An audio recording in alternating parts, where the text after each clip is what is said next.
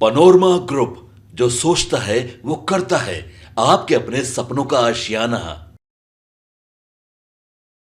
नमस्कार, भारत लाइव देख रहे हैं आप। मैं वेद सिंह। नीतीश का सोशल इंजीनियरिंग फेल कैसे? लालू ने बिगाड़ दिया खेल कैसे? फंस गए मोदी, मांझी, चिराग, सम्राट कुशवाहा और निकल गया सबका तेल, आखिर कैसे? तो इन्हीं सब तमाम मुद्दों पे बातें करने के लिए हम सीधे जुड़ेंगे बाबा से और जानेंगे आखिरकार इसके पीछे मतलब क्या है। क्या लगता है बाबा कि नीतीश कुमार का जो सोशल इंजीनियरिंग है वो आखिरकार फेल कैसे हो गया? देखिए, नीतीश कुमार के सोशल इंजीनियरिंग के बारे में जब बात करेंगे तो ये बहुत व्यापक विषय है जी। इस विषय को समझने के लिए फिर से आपको इंजीनियरिंग की पढ़ाई करनी होगी जी। आपको 5 साल मेहनत करना पड़ेगा, उसके बाद फिर ट्रेनिंग में जाना पड़ेगा जी। वहाँ जाकर के प्रैक्टिकल करना पड़ेगा, तब जाकर के इंजीनियरिंग आप समझ पाइएगा। जी बिल्कुल। लेकिन इस इंजीनियरिंग को समझने के लिए हमको जाना पड़ेगा 90 में। जी। 1990 में जब नीतीश कुमार और लालू प्रसाद एक साथ हुआ करते थे, तब भी नीतीश कुमार का सोशल इंजीनियरिंग काम करता था जी। और उस सोशल इंजीनियरिंग ने ही लालू प्रसाद को मुख्यमंत्री की कुर्सी तक पहुंचाया था। जी। दोनों में अच्छी दोस्ती थी जी। और ऐसा लगता था नीतीश कुमार को कि लालू प्रसाद के साथ वो सत्ता के शीर्ष तक पहुंच सकते हैं। जी। और ये गलत नहीं सोचता उनका।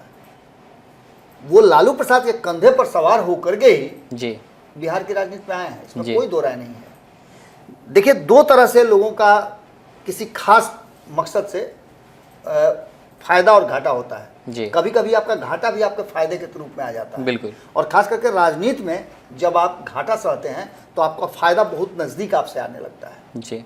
90 में जब लालू प्रसाद को मुख्यमंत्री की कुर्सी पर बैठाया गया जी। तो नीतीश कुमार की भूमिका उसमें बहुत बड़ी थी।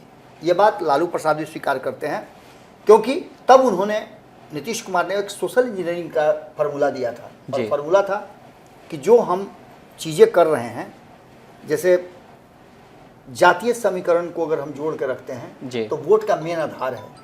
और तब जो स्थिति थी, उस स्थिति में एक बात तो साफ साफ नजर आ रही थी कि उस समय कांग्रेस का बोलबाला था। कांग्रेस बहुत हाई पिच पे चल रही थी और जब कांग्रेस हाई पिच पे चल रही थी तो साफ नजर आ रहा था कि कांग्रेस को कैसे हम अलग करें। लड़ाई उसी के लिए हुई थी, जेपी का आंदोलन उसी के लिए हुआ था और उसी आंदोलन से निकल करके ये सारे लोग आए थे जी। इसलिए इनको पता था, ये जानते थे और लगता था कि ये दोस्ती नहीं टूटेगी जी। जैसे अन्ना आंदोलन आप लोगों के सामने होगा, आप लोग बच्चा होइएगा तो अन्ना आंदोलन चल रहा था आज से 10-12 साल पहले जी। उस अन्ना आंदोलन में आप लोगों ने देखा होगा टीवी पर 24 घंटा चैनल, वही सारे चैनल थे, सबसे बड़ा खबर वही था जी। और अन्ना आंदोलन का क्या हुआ? अन्ना आंदोलन लास्ट में राजनीतिक दल बना और दल बन करके केजरीवाल वहाँ मुख्यमंत्री बने और मनीष सिसोदिया सहित जितने भी, संजय सिंह वगैरह जितने भी लोग थे वो सारे लोग सत्ता में आए। बिल्कुल।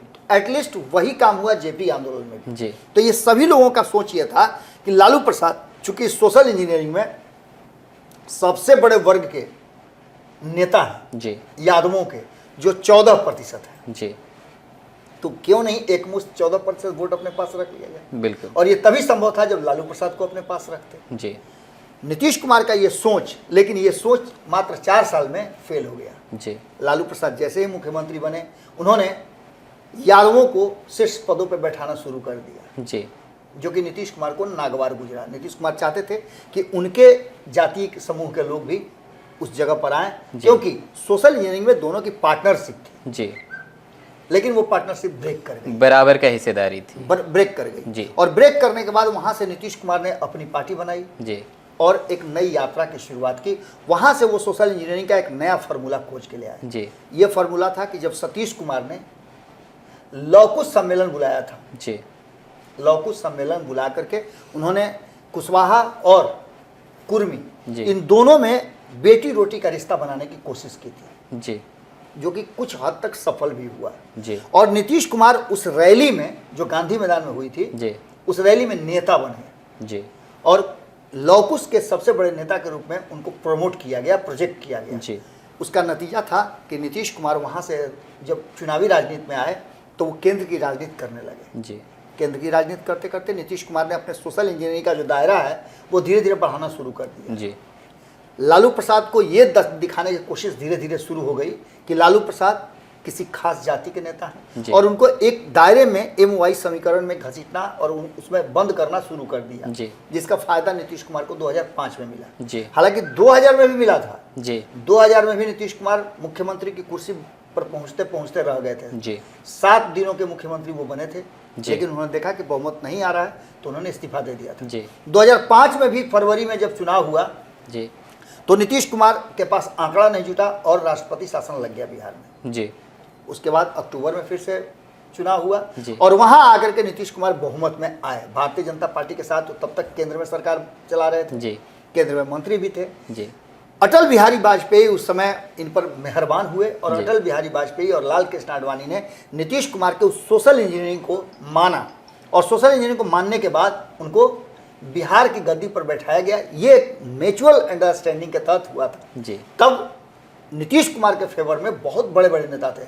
शरद यादव की बात कर लें, जॉर्ज फर्नांडिस की बात कर लें, विजय कृष्ण की बात कर लें, बहुत लंबी चौड़ी फहरिस्त थी जी जिन लोगों ने नीतीश कुमार को बैठाया और यादव समाज से लड़ने के लिए लौकुश समीकरण का गठजोड़ बनाया गया, जी। जो कि सोशल इंजीनियरिंग में सेकंड नंबर पे चल रहा था। जी अगर ओबीसी की बात करें तो ओबीसी में दूसरे नंबर पे लौकुश था। जी इसलिए इसको किया गया 13% में 7 से 9% तक यही लोग थे। जी तो ऐसी स्थिति में यहाँ एक लड़ाई होने लगी और नीतीश कुमार की एक बहुत बड़ी खासियत ये थी कि आधी आबादी महिलाएं उनके फेवर में थी। जी बिल्कुल ये उनका सोशल इंजीनियरिंग था। जी। 2005 से लेकर के अब तक जो नीतीश कुमार ने किया है जी उसमें अच्छे और बुरे दोनों काम हैं, लेकिन अच्छे कामों की फहरिस्त ज़्यादा है। जी आप सड़क पे देखेंगे तो उनके सोशल इंजीनियरिंग और उनके सोच का ही नतीजा है कि सड़क पे आप जाइएगा ट्रैफिक में तो 1 पुरुष और 4 महिलाएं आपको नजर आएंगी। जी थाना में आप जाइएगा तो 4 महिलाएं और 2 पुरुष नजर आएंगे आपको। जी हालांकि कई जगहों पर पुरुषों की संख्या भी ज़्यादा है। 33% आरक्षण दे करके जी। कहीं ना कहीं नीतीश कुमार ने एक नए एरा की शुरुआत की जी और यहाँ से वो सोशल इंजीनियरिंग में मास्टर कह रहा है। जी महिलाओं को आप देख लीजिए, आशा दीदी से लेकर के और कितने जगह तक जी कितने नाम दे करके ग्रामीण क्षेत्रों से लेकर के शहरी क्षेत्रों में आंगनबाड़ी से आंगनबाड़ी से लेकर के बहुत सारा लंबा जी। है, उसकी लंबी फहरिस्त है। कई सेक्टर बनाए गए और इस सेक्टर के तहत महिलाओं को उन्होंने एक हेतु दिया, जी। एक कारण दिया। जो घर में महिलाएं बैठी रहती थी उनको एक काम दिया जी और ये उनका सोशल इंजीनियरिंग था, जी। जिसमें जाति पाति से अलग हट करके 2 समुदायों को जोड़ा गया। जी उसके साथ साथ नीतीश कुमार के फंडा और जिस तरह से लालू प्रसाद के 15 साल के शासन के बारे में आज भी आप देखे होइएगा कि 2005 से पहले की सरकार की चर्चा आज के चुनाव में भी होती है, जी जबकि उसके बीते हुए लगभग 18-19 साल हो गए। जी उसके बावजूद भी आज उसकी चर्चा जरूर होती है। ये नीतीश कुमार की खासियत थी। जी यहाँ नीतीश कुमार को कहीं ना कहीं इस बार के चुनाव में लालू प्रसाद ने पीछे ढकेल दिया। जी कैसे ढकेला है ये हम आपको अब बताना है। जी तो बाबा हम भी उसी पे आ रहे थे कि नीतीश कुमार जी का सोशल इंजीनियरिंग तो फेल हो गया, उसके बारे में तो आपने बता दिया। अब लालू यादव ने किस तरह से खेल को बिगाड़ा है इसके बारे में थोड़ा बताएंगे। बिल्कुल, सोशल इंजीनियरिंग में नीतीश कुमार का अब तक यही रहा है जी। कि उनका 15% के आसपास 15 से 16% वोट हमेशा चुनावी रणनीति में, राजनीति में मिलता रहा। जी 2020 में वो थोड़ा सा कम हुआ, जी लेकिन नीतीश कुमार उसको अपनाने के लिए तैयारी कर ही रहे थे। इसी बीच में लालू प्रसाद फ्रेम में आ गए। जी ऑपरेशन करा करके वो किडनी का बिहार पटना आए। जी। जब पटना आए उसके बाद से राजनीति शुरू हो गई और उस राजनीति में बीच में नीतीश कुमार ने एक फैसला लिया कि वो महागठबंधन के साथ सरकार चलाएंगे। जी और यहाँ लालू प्रसाद को एक चाबी मिल गई। नहीं, अब देखते हैं कि झटका पर कहीं कुछ मिल जाता है आदमी जी। को। झटका पर एक चाबी मिल गई और ये चाबी थी कि लालू प्रसाद के पास MOI समीकरण तो था ही, जी उसके अलावे उनके पास 3 समीकरण और जुड़े।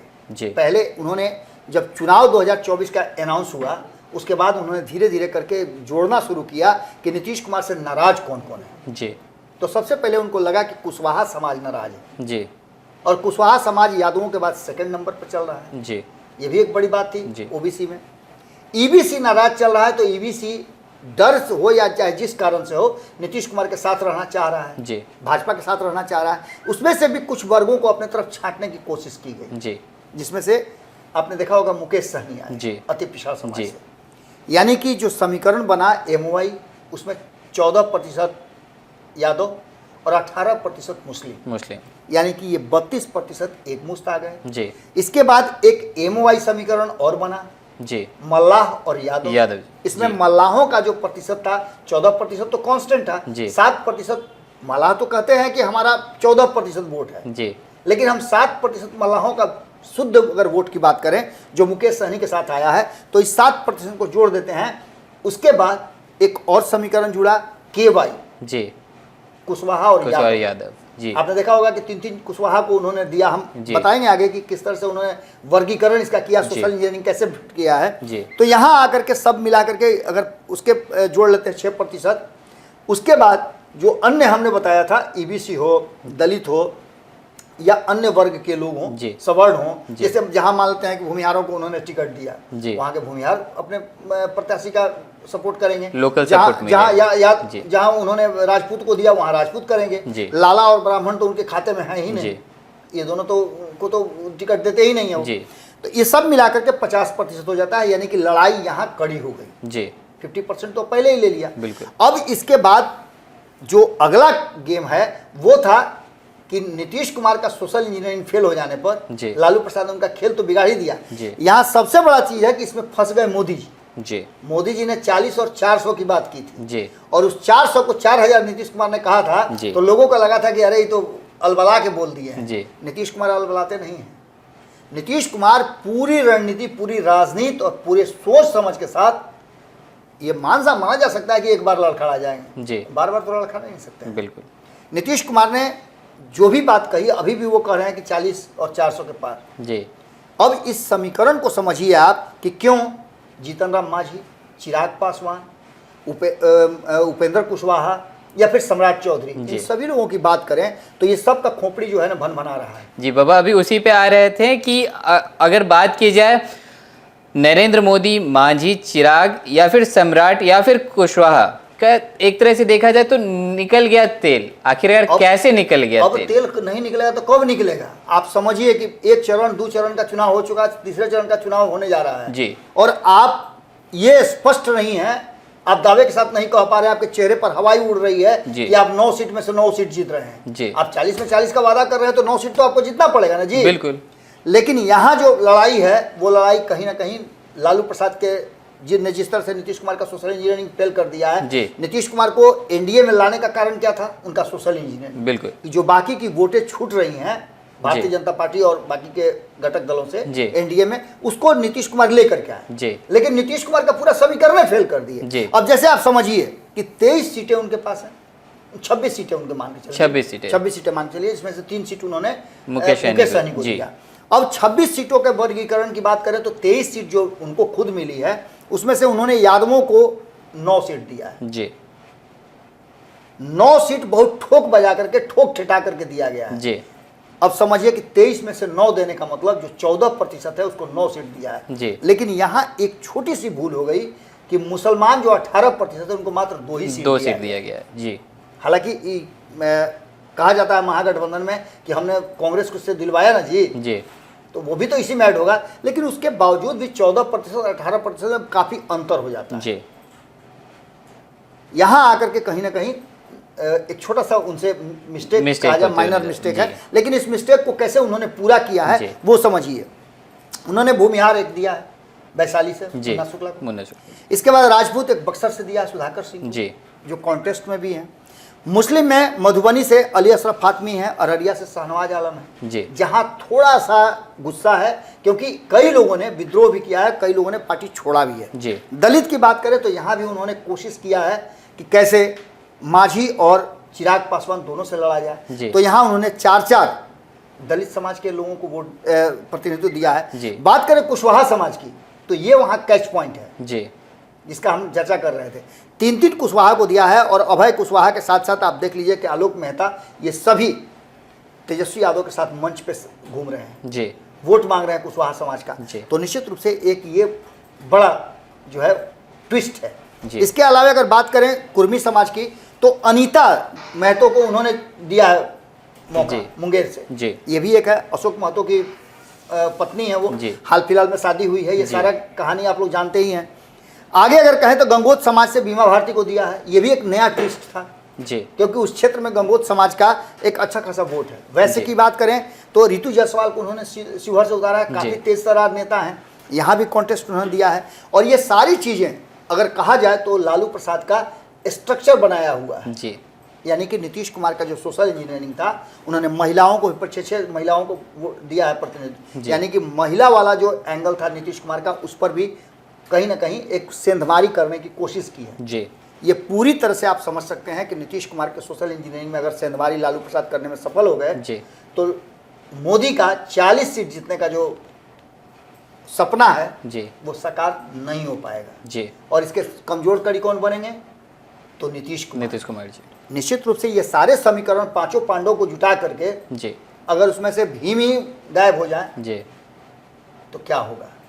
आखिर भीम की जरूरत तो उसमें पड़ेगी, बिल्कुल, उसमें अर्जुन की जरूरत पड़ेगी जी।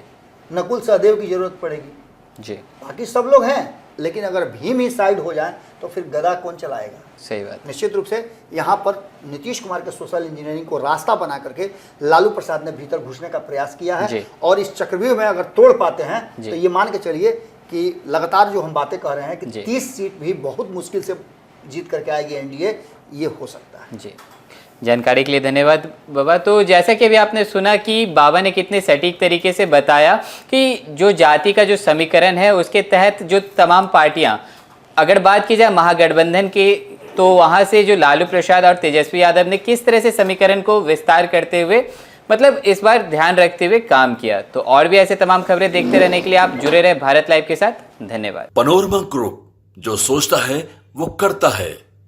अगर ये वीडियो पसंद आई और वह बिहार के राजनीति और बिहारियत से सरोकार रखेनी तो सब्सक्राइब बटन दबा के चैनल के सब्सक्राइब कर ली। ओजे एगो घंटी बा, ओकरा बटन दबा देला से कुल सटीक और मारक खबर रुआ मुफ्त में मिल जाई। अगर रुआ पत्रकारिता के हमनी के नया प्रयोग में सहयोग कर चाहतानी तो ज्वाइन बटन दबा दी। पेटीएम नंबर नोट कर ली 9386816700। धन्यवाद।